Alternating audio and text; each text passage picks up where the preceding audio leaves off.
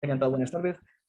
Quiero saludar y agradecer a la Asociación de Estudiantes de Medicina y al comité organizador de este congreso por la invitación.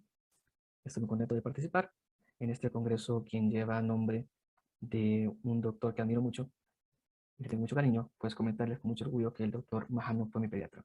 Voy a hablar un poquito sobre las emergencias comunes en oftalmología, el manejo inicial que me gustaría que aprendieran a dar, teniendo en cuenta que habrá un enfoque bastante práctico.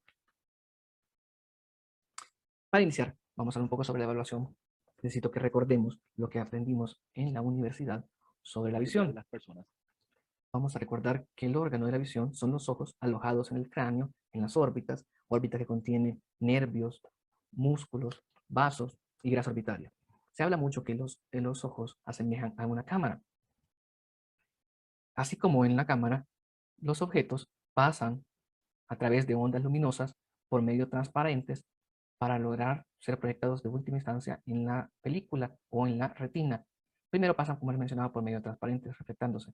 El primero es la córnea, luego el cristalino, que asemeja al lente, tenemos el iris, que va a hacer la función de un diafragma, y como les mencionaba, la retina, que va a hacer la función de una película. Entonces vienen las ondas luminosas, van a ser refractadas primero sobre la córnea, invirtiéndose, luego sobre el cristalino, para ser de último en la retina, y estas son transportadas por el nervio óptico hasta el cerebro para que tengamos la visión. En cuanto al manejo inicial o la evaluación inicial que vamos a tener de un paciente, es importante que determinemos el estado de conciencia del paciente. Es también importante que identifiquemos que las lesiones que ponen en riesgo la vida deben de ser atendidas primero. Cuando el paciente ya haya sido identificado de las lesiones estas, podemos pedir la interconsulta con oftalmología. Al evaluarlo, tenemos que describir las estructuras externas y anexas al ojo, los párpados, los huesos, la cara, las pestañas, además de identificar el síntoma principal que hace consultar al paciente: dolor ocular, pérdida de la agudeza visual, escozor, visión borrosa y algo muy, pero muy importante: estimar la calidad y cantidad de visión que tiene este paciente. ¿Cómo vamos a hacer esto? Pues existen cartillas para medir la agudeza visual.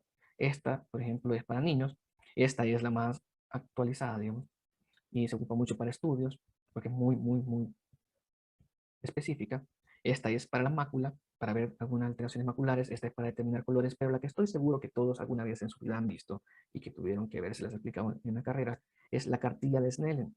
Esta cartilla está ampliamente conocida desde 1862 y prácticamente se trata de identificar optotipos eh, a una cierta distancia, 20 pies de forma original o 6 metros. Han hecho modificaciones para identificarlas a 10 pies o 3 metros o sus equivalentes. Entonces empezamos de mayor a menor y el menor que logra identificar va a ser su agudeza visual. ¿Qué pasa cuando ponemos al paciente a intentar identificar la cartilla y no lo logra? Pues pasamos a otros métodos. Primero, como en todo, hay que cubrirle el ojo. ¿Sí? Luego nos ponemos a una distancia de 5 o 3 pies y le pedimos primero que cuente los dedos y ver si lo logra hacer. Si no logra contar los dedos a 3 pies, pasamos a un siguiente paso, que es extender nuestra palma de la mano y agitarla, pedirle o investigar si el paciente es capaz de reconocer estos movimientos. De ser así, su agudeza visual sería un movimiento, percibir movimiento de manos. El último paso es saber si el paciente percibe o no la luz. Existen útiles aplicaciones para teléfonos inteligentes para estimar la agudeza visual. Es importante mencionarles que estas aplicaciones nunca van a sustituir a una evaluación clínica realizada por prototipos, como les he mencionado. Esta es de las más famosas del sistema Android, está muy ocupada en países de pobre acceso a salud visual como la India o África. Existe también para Apple una versión. Búsquenlas, úsenlas, vienen con instrucciones, son fáciles y sé que les van a ser muy útiles. Hablemos un poquito sobre trauma ocular. Mencionarles que el trauma ocular es un tema muy bien descrito ya en la literatura. Tanto así que al correcta descripción podemos hablar de tipos y de los pronósticos visuales que va a tener cada uno de estos. Es un lenguaje internacional que nos va a facilitar el manejo y que todos nos entendamos, porque esta patología tiene un alto componente legal. El trauma ocular está muy vinculado a pacientes en edad laboral. Entonces, estos pacientes posiblemente necesitan ser inhabilitados o terminan siendo pensionados de su labor. Entonces, mencionarles que esta primera evaluación tiene mucha importancia y sobre todo es muy importante determinar o estimar la agudeza visual, como les acabo de explicar. Es una patología también bastante común en la edad pediátrica como en la edad laboral activa. Primero vamos a empezar evaluando las pupilas. También con ayuda de una lámpara vamos a evaluar el estado de las estructuras anexas.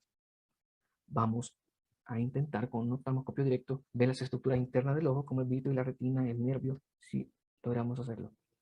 Vamos a evaluar esto bien importante que lo hagan los movimientos oculares extrínsecos y la alineación. Vamos a recordar las posiciones de la mirada y vamos a pedir al paciente que siga un lápiz explorándolas todas ellas. La diapositiva se la voy a facilitar a los organizadores para que puedan ustedes revisar los temas con más detalle. Les mencionaba de que esto es altamente ya descrito este término, este tema, entonces hablamos de estandarizar los términos. Básicamente para el trauma ocular existen dos tipos, trauma ocular cerrado y trauma ocular abierto. Y cada uno de estos tiene divisiones. En el ocular cerrado existe la contusión, la laceración lamelar y cuerpo extraño superficial. Y en el trauma ocular abierto prácticamente es laceración o ruptura. Veamos, entonces, ¿qué nos determina si es un trauma de ocular abierto o cerrado? Primero tenemos que identificar la pared ocular. ¿Y qué es la pared ocular? Pues es la córnea y la esclera. Si no se involucra todo el grosor de la pared ocular en cuanto a la lesión, es una lesión superficial, es un trauma ocular cerrado. Si la pared ocular en todo su espesor está involucrada, entonces estamos hablando de un trauma ocular abierto. Cualquiera de los dos puede tener daños severos en la visión, tanto el trauma ocular cerrado como el trauma ocular abierto. Pero quiero dejarles bastante claro, y me gustaría mucho que lo tuvieran presente siempre, es que el trauma ocular abierto va a necesitar atención oftalmológica inmediata. Pongo un signo de cruz para las patologías que necesitan atención inmediata. Entonces, les mencionaba que estos deben de ser referidos para ser atendidos de forma inmediata. Esto es bastante común en nuestra población con relación a los accidentes laborales y la poca protección. Realmente no solo es en nuestra población, la literatura inglesa describe que solo el 40% de los trabajadores ocupan gafas para protegerse cuando realizan actividades en las que están expuestos los ojos. Es común en las emergencias que lleguen lesiones, ya sea por estas partículas calientes o partículas metálicas que van a impactarse al globo ocular, a la pared ocular, como estas. Por lo que hacemos un llamado a actuar con responsabilidad y a ocupar siempre la protección. Quiero comentarles algo. La córnea es una estructura increíblemente delgada. En su posición más delgada es de 520 a 540 micras, aproximadamente medio milímetro. Entonces, estas estructuras llegan a impactarse la córnea. Y como hablamos de actuar con responsabilidad, así como les pedimos a ellos que ocupan gafas, así les pido encarecidamente que tengamos en cuenta que los cuerpos extraños no se remueven.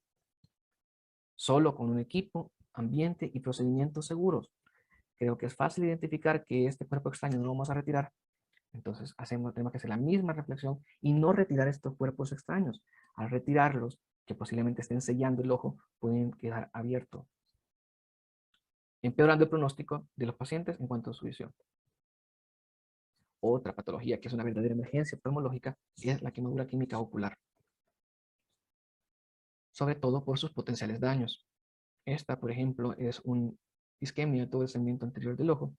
Aquí están uno de sus daños, que es el simbléfaro o adherencia de los párpados, para al final crear opacidades y crear de verdad severos daños en la agudeza visual final de estos pacientes. ¿De qué va a depender la severidad del cuadro en cuanto a la quemadura ocular? Del tiempo de la exposición y de la naturaleza del químico, teniendo en cuenta que la cauterización por álcali son los de peor pronóstico. Entonces, ¿cómo vamos a actuar ante estas quemaduras oculares? Primero, el tratamiento debe de ser inmediato, como les mencionaba. La severidad va a depender del tiempo.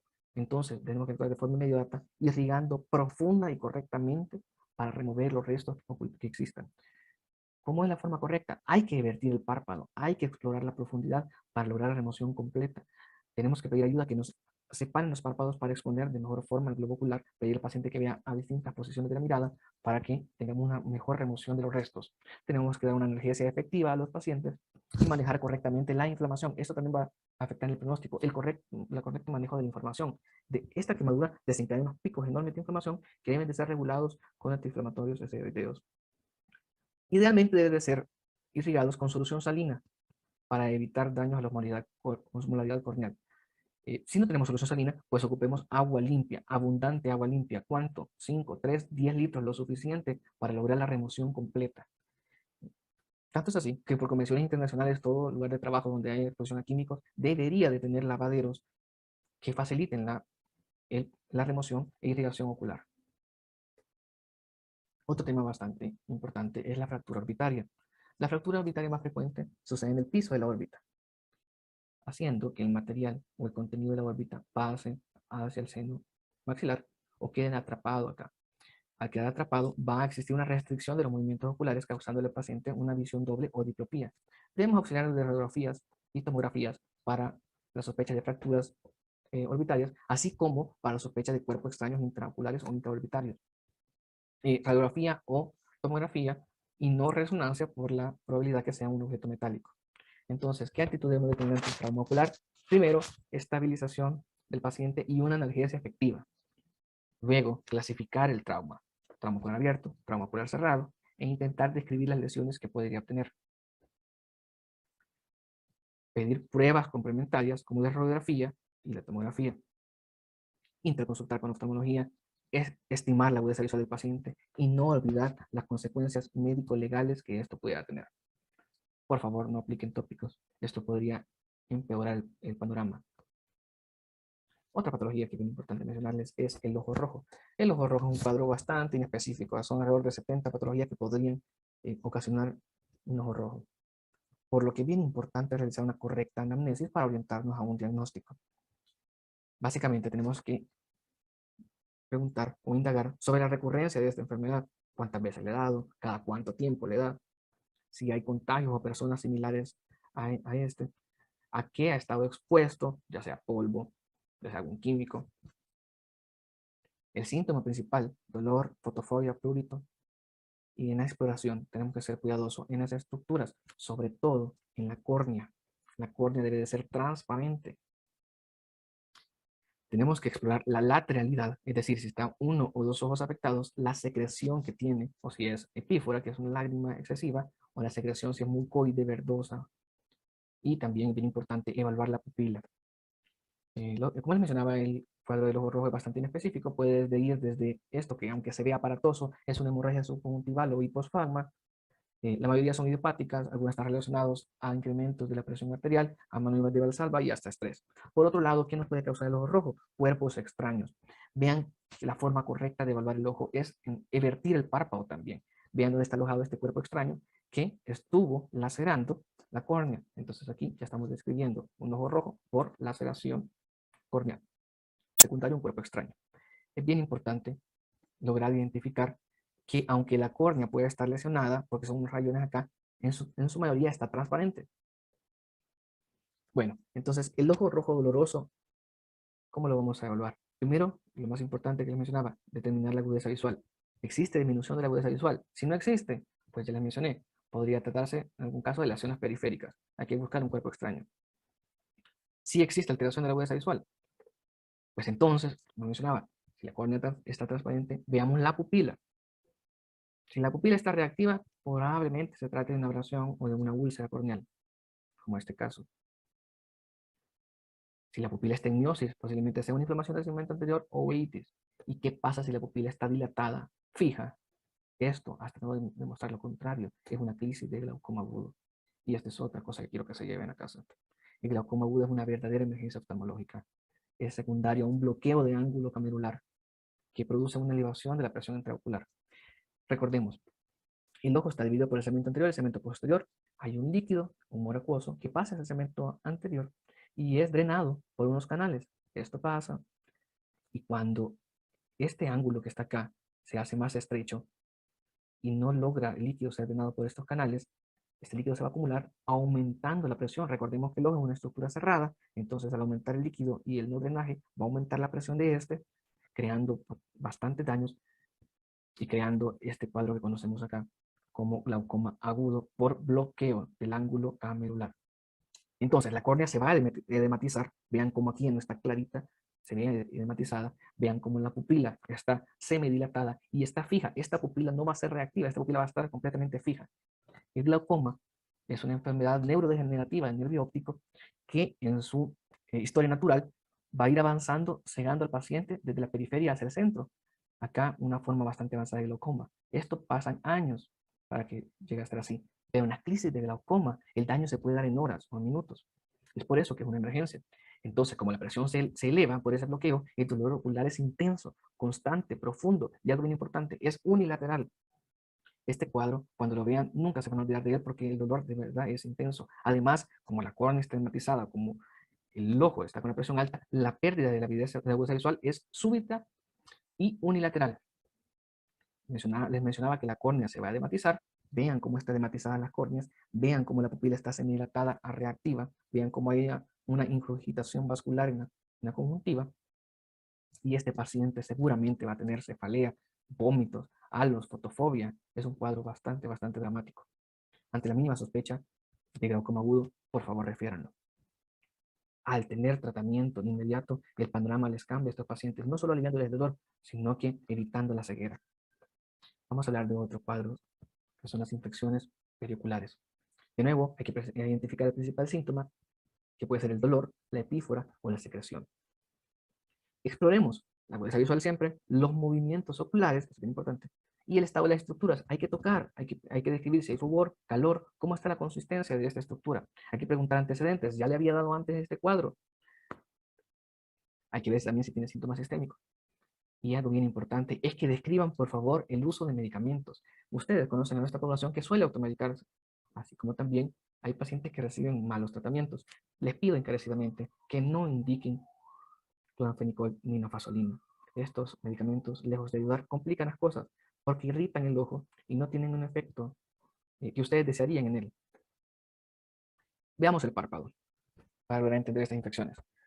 Desde lo más próximo al borde tenemos las pestañas, que funcionan como un folículo piloso que tiene glándulas. Las más próximas al pelo son las glándulas de Seyss, las glándulas de Moll, como les mencionaba, cerca del borde libre del párpado. Cuando estas glándulas se llegan a tapar e infectar, se da el orzuelo, que suele doler. Pero ¿qué pasa cuando las glándulas que se tapan son las más profundas? Eso se llama chalación, zonas de meiomio, las que están siendo afectadas. Otro tipo de infecciones tienen que ver con la vía lagrimal. Recordemos que la lágrima pasa a drenarse a la nariz por estos conductos y cualquier obstrucción puede generar infección, dando una dacrocestitis. El borde libre del párpado y las pestañas, su infección se llama blefaritis. Veamos acá. Mencionaba que el borde libre del párpado y las pestañas, vean cómo estas pestañas están acumulando detritos o material que no es normal que esté. Entonces está edematizado el borde del párpado y además tiene una irritación ocular, pero la córnea, vean qué importante que la córnea está transparente y reactiva, está reactiva normal. Entonces fácil, esto es una bléfaro, porque viene de pestaña, y de los párpados, conjuntivitis. Veamos otro tipo de infección. Este que mencionaba, que está cerca del folículo, está cerca del borde libre, es un orzuelo. Los orzuelos son dolorosos. Así se van a diferenciar. Duelen. Vean, este también está cerca del borde libre. En cambio, los que están más alejados, que no duelen, que no se ve así tan dramático, son las chalaciones. Esto ya es una obstrucción enquistada. Comentarle que los orzuelos se pueden llegar a enquistar y crear chalaciones. Entonces vean cómo está lejos del borde, enquistado, no duele, es una chalación. El manejo del orzuelo es en cuanto a antibióticos tópicos, eh, ungüentos sobre todo, y compresas tibias. Es bien importante hacer el énfasis en las dos patologías que usen compresas tibias. También, en casos especiales y de recurrencia, podemos ocupar antibióticos sistémicos. Vean este caso de acá. Vean cómo este material está creando bastantes problemas. Pues la solución de esto es que estos pacientes se estén lavando por lo menos todas las noches con champú de bebé, que hagan una espumita y se estén retirando estos materiales como que si fuera la caspa del pelo, lavándose todas las noches, poniéndose los compresas tibias que hemos mencionado, los ungüentos, en algunos casos antibióticos. Otra patología bastante común es la conjuntivitis. Existen varios tipos de conjuntivitis. ¿Cómo vamos a saber diferenciarlas? Pues, de nuevo, haciendo un análisis y una exploración. La conjuntivitis, en principio, no debería tener afectación de la agudeza visual y la córnea, por lo tanto, debería estar transparente. ¿Tiene secreción? ¿Cómo es esta secreción? Vean acá cómo esta secreción es espesa, que logra hacer que se acumule material alrededor de las pestañas de color verde amarillento, o si es una epífora, que es un lagrimeo abundante. Hay contactos o similares, cuadros similares a este cerca del paciente. Hay que averiguar la cronicidad. Vean cómo esta figura, este paciente, es la clásica persona que tiene los ojos rojos siempre. Muy probablemente relacionado a una conjuntivitis alérgica. También las conjuntivitis víricas, así como estas, van a crear bastante lagrimeo y esta impresión de que el ojo está como inflamadito. Sin embargo, no tiene secreción. Entonces, ¿cuál es el tratamiento? Sobre todo los antihistamínicos orales. Es una reacción. Entonces hay que dar antihistamínicos orales. Valorar el antibiótico tópico. Recordar que en la conjuntivitis alérgica o en la conjuntivitis viral el antibiótico no va a hacer nada. Referir, por favor, a oftalmólogo la recurrencia. Si ya intentaron darle manejo y no mejoró, no sigamos. Mandemos a oftalmología. Aquí es un caso importante que te decía. El cloranfenicol y la nafasolina en estos pacientes van a crear un efecto contrario a lo que nosotros deseamos. Nosotros deseamos quitar ese enrojecimiento. El cloranfenicol y la nafasolina casi siempre irritan a los pacientes. Y el cloranfenicol tiene nulo efecto bactericida o bacteristático en estos momentos. Vean esto es una úlcera corneal, esto es un absceso corneal, ambos deben de ser referidos para que sean evaluados de forma inmediata por el oftalmólogo. Esto, como ya es más grande y ya no hablamos de una transparencia completa de la córnea, va a afectar la agudeza visual de los pacientes. Además, la córnea es el elemento del cuerpo humano más inervado con relación a los milímetros cuadrados, entonces la córnea suele doler mucho. Entonces, como aquí la afectación es bastante grande, esto va a dolerle al paciente. Esto también le va a doler al paciente. Y como mencionaba, va a haber una afectación de la agudeza visual. Les dejo acá esta tabla para resumir un poquito de lo que dije. Revísenla, por favor. Donde les mencionaba que la conjuntivitis no va a tener alteración de la agudeza visual, la uveitis anterior sí va a tener alteración, y el glaucoma agudo, la visión va a disminuir de forma súbita. En cuanto a la patología orbitaria infecciosa, quisiera recordar un poquito la anatomía de la órbita y hablarles sobre el tabique orbitario o septum. El septum va a ser la diferencia entre las infecciones preseptales y postseptales. Vean acá como lo que está adelante del septum va a ser lo preseptal y todo el contenido orbitario que está atrás y se infecten serán las celulitis postseptales. Aquí un ejemplo de celulitis preseptal que es común en los niños y en pacientes ancianos o inmunodeprimidos. Esto es una lacriocistitis, lo que le mencionaba de la obstrucción de los conductos lagrimales o del sistema nasolagrimal, que también puede originarnos una celulitis preseptal, es decir, inflamar todas las estructuras que están adelante del septo orbitario. La infección puede pasar el septo orbitario y llegar hacia la órbita creando una celulitis orbitaria o celulitis postseptal. Para esto, ante la sospecha, nos va a ser de mucha ayuda las imágenes, sobre todo la tomografía con contraste o la resonancia magnética. Algo bien importante que quiero comentarles ya para ir finalizando son las manifestaciones oculares de las enfermedades sistémicas, a la cabeza de la retinopatía diabética. Este mensaje se los quiero dejar bastante claro. La retinopatía diabética nos está afectando bastante como población. Tenemos también retinopatía hipertensiva, que al final es una microangiopatía como una diabética que puede dar cruentos daños en la visión del paciente. La hepatopatía tiroidea también da mucho dolor y es un cuadro bastante dramático. Existen neuritis, oftalmoplejías, que tienen que ver mucho con el descontrol de muchos pacientes en cuanto a lo metabólico, que va a hacer que los movimientos estén restringidos o que exista una parálisis. Lo que les mencionaba, la retinopatía diabética es otro de mis objetivos en cuanto a la clase. Comentarles que es una complicación neurovascular de la diabetes tipo 1 y tipo 2. Se habla que a los 10 años, aproximadamente, el 50% de la población que tiene diabetes tipo 2 va a tener alguna alteración en la mácula o en la retina, creando así una retinopatía diabética. Esta es una enfermedad que produce ceguera. Afecta a la población laboralmente activa, es decir, a la población joven y a la adulta mayor, y la afecta de forma severa, incapacitándolos. ¿Cuáles son los factores relacionados? El tiempo de la patología y el nivel glicémico. Esto es algo bien importante que deben ustedes manejar. ¿Cuánto tiempo tiene el paciente de haber sido diagnosticado y cómo anda su hemoglobina glicosilada? Como les mencionaba, esta es una patología bastante incapacitante. Se habla que alrededor del 25% de la población latina tiene diabetes. Y de estos, al menos un tercio de la población diabética en América Latina tiene algún grado de retinopatía diabética, por lo que ustedes están obligados, por favor, a referir a todos los diabéticos.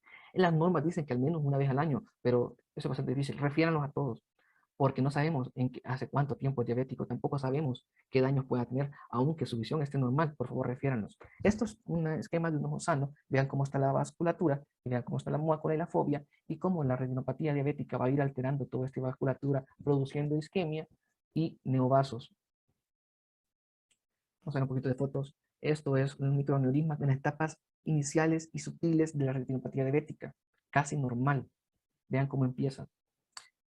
Estos microneurismas van a ir aumentando como daño a la microvasculatura a través de hemorragias, áreas de isquemia que se van a traducir en exudados, para ir aumentando en tamaño y proporción, en cuanto a la retina y la mácula, creando de verdad severos daños en la visión de estos pacientes, para de luego terminar, como les mencionaba, creando nuevos vasos para contrarrestar la isquemia, además de hemorragias. Aquí ya la cirugía vitreoretiniana va a ser más que todo para intentar restaurar los daños que tiene este paciente con una pobre visión y un pobre pronóstico. Entonces, para no llegar a esto, por favor, refieran a los pacientes diabéticos. Otra manifestación ocular de la enfermedad sistémica son las cataratas, en cuanto que hay algunas enfermedades que aceleran el proceso. Las cataratas son la opacidad del cristalino que les mencionaba al inicio, que naturalmente o inicialmente es transparente. A medida que vamos nosotros recorriendo los años de vida, esto se va a ir opacificando de forma natural. Pero como les mencionaba, hay enfermedades que lo aceleran, creando cataratas. Vean, el ojo derecho tiene catarata, el ojo izquierdo no. Esto debe ser referido a la consulta externa, porque si bien es cierto, las cataratas no es una emergencia operarlas de inmediato, hay pacientes que tienen cataratas en ambos ojos, entonces tienen una ceguera por cataratas. Estos pacientes sí es prioridad operarlos. ¿Qué otras patologías pueden presentarse en la retina? El desprendimiento, la hemorragia de la retina y la hemorragia del vítreo. En estas, la disminución de la agudeza visual es característica, representando como escotomas o áreas negras las zonas dañadas. Esto debe estar pendiente, que un paciente diabético le mencione tiene alguna alteración en la visión, sospechen cualquiera de estos tres, envíenlo por favor. Refiéranlo con el oftalmólogo de forma inmediata. Voy finalizando, de verdad muy agradecido. Quisiera que recordaran, primero, sobre todo, estimar la agudeza visual de todos los pacientes. Referir inmediatamente el glaucoma agudo y el trauma ocular abierto. Lavar profundamente y remover los químicos en las quemaduras oculares. Y por favor, encarecidamente, referir a todos los pacientes diabéticos. Esta es la bibliografía que ocupé, sobre todo para esta clase. Pueden escribirme para tienen cualquier duda, comentario que tengan o material que podamos discutir o que les pudiera ayudar sobre este tema. De verdad, muchas gracias.